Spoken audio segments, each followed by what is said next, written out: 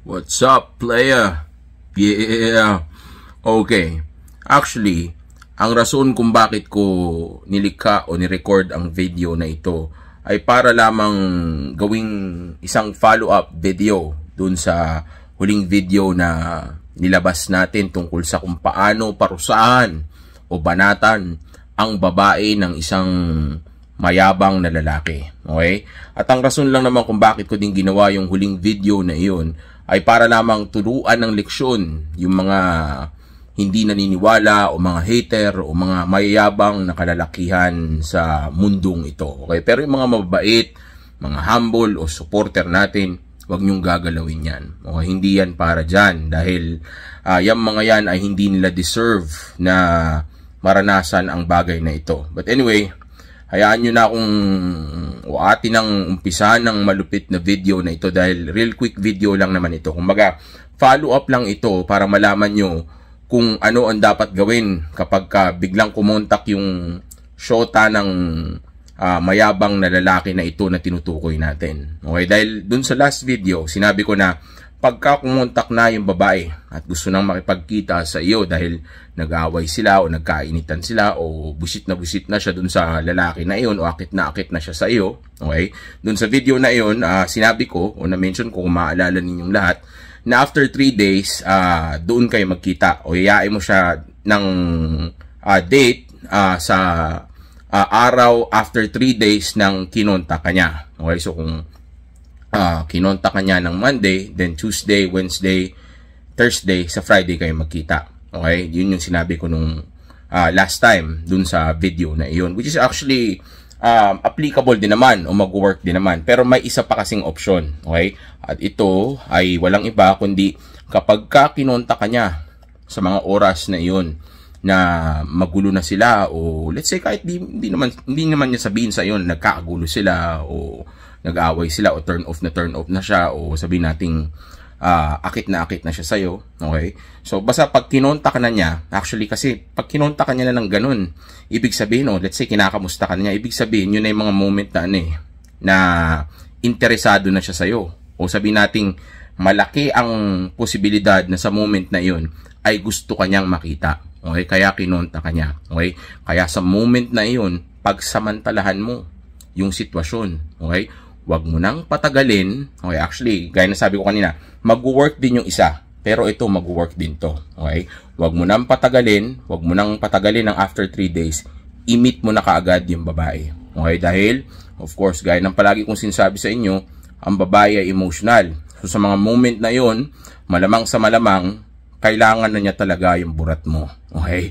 Gustong-gusto na niya. O yung mga moment na yon, malungkot na siya o sabihin nating nagkakagulo na sila ng boyfriend niyang mayabang, okay? Ng boyfriend niyang maangas. Kaya it's time na para sabihin na nating gawin mo na o execute mo na yung dapat na ginagawa mo doon sa babae na iyon. Kaya kinonta ka na niya. Okay? Kaya sa moment na iyon, makipagkita ka na. Hindi naman kailangan kaagad dahil baka may ginagawa ka rin o busy ka. Okay?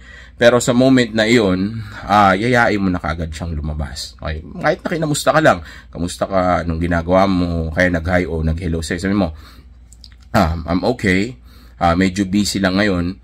Pero mamayang ganitong oras, available ako o libre ako. Tara, labas tayo. Ganun lang. Sabihin mo lang na ganun.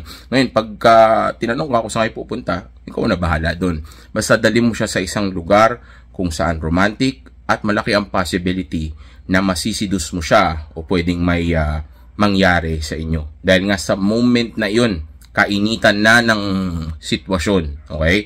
Kasi, alam nyo, kung hindi nyo pa na ma-master yung game ko, okay? Kasi yung una kong tinuro, para yun dun sa mga marunong na talaga.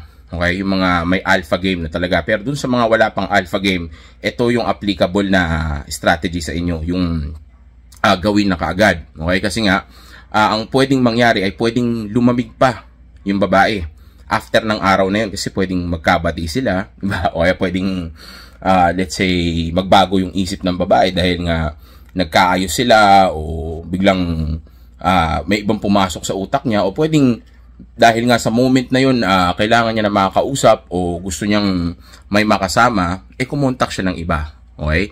Kaya kung hindi pa master yung game at hindi pa ganun ka high value yung image mo sa social media, let's say hindi ka pa nakakapag-post ng mga pang high value talaga, okay, then mas maganda na sa oras na bigyan kanya ng oportunidad, take advantage of it. Okay? Yayain mo na kaagad siyang lumabas para masigurado mo na kaagad na makukuha mo na kaagad yung gusto mo o para maparusahan na agad natin si Kupal Joe. Okay? Si Ulupong. Okay? Para ang galyabang si Gago. Okay? So again, kapag kumontak na yung babae at kinamusta ka, maniwala ka sa akin.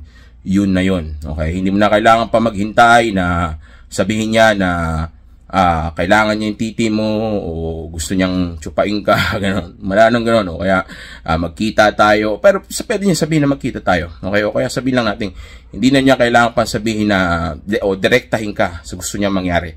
Basta nag-hi o nag-hello o nangamusta siya o nag-message siya. Take advantage of that. Kasi ang babae, hindi overt yan. Covert yan. Okay? Ibig sabihin, patago. Okay? O pailalim kung mag-send ng mensahe yan. Okay, hindi ka didirektahin yan. Okay, minsan, pero not all the time. Okay, lalo na kung may boyfriend yan. Okay, basta nagparamdam siya, yun na yun, G. Okay, pero kung tumanggi man at sabihin niya hindi siya pwede ngayon, hindi sabihin mo sa kanya, may araw ko sa'yo, gusto mo, magkita na lang tayo. Ganito, sabihin mo, sabi niya, hindi ako pwede ngayon eh. Ganyan, may ginagawa ako. Then sabi mo sa kanya, that's okay. Actually, yung after 3 days naman ang gamitin mo. Actually, sa Friday, libre naman ako eh. Pupunta nga ako sa gantong restaurant kung saan masarap daw yung lobster doon. Tara, sama ka. Favorite ko doon para matikman mo din. Yan naman ang sabihin mo. Okay, pero kung bagito ka pa lang, as much as possible, ang gamitin mo ay yung biglang yaya. Kasi nga, dun sa moment na yun, mainit yun. Di ba? Parang sa sales. Sa sales, kapag mainit pa yung client, let's say, interesado pa siya dun sa tinitingnan niya, okay, dapat yun i-close mo na kaagad. Okay?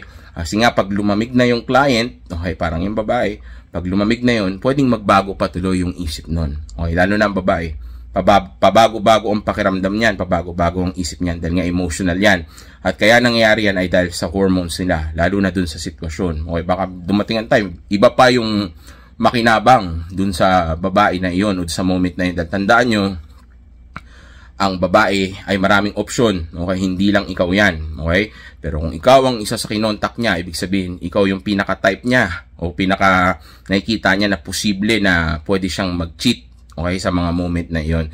That's why, kapag kumontak siya, take advantage of the situation. Okay? Kung mag-ayayin mo na kaagad lumabas. Okay? Ngayon, para kung gusto malaman kung paano mga dapat gawin hanggang magtuloy-tuloy, then panoorin mo yung ibang mga video ko para matuto ka at para sa gayon ay maturuan natin ng leksyon itong mayabang na boyfriend niya na next time magpaka-humble siya.